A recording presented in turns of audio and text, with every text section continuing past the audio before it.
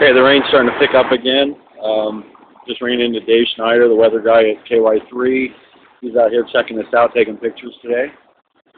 The building's still up. As you can see, it's still coming up, and you can see that it's now coming up over parts of the bridge pretty regularly now.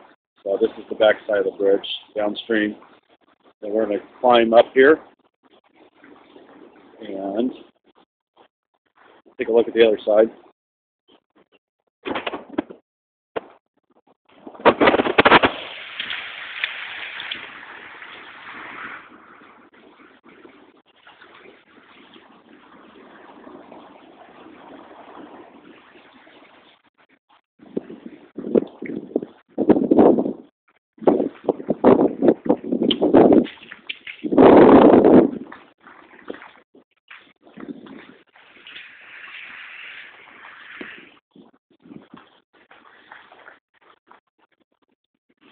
You can see the city of Ozark's like an annoying neighbor. They don't take down their Christmas lights either.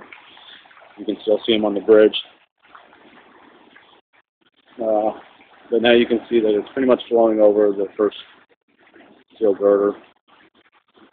And the dock's still out there.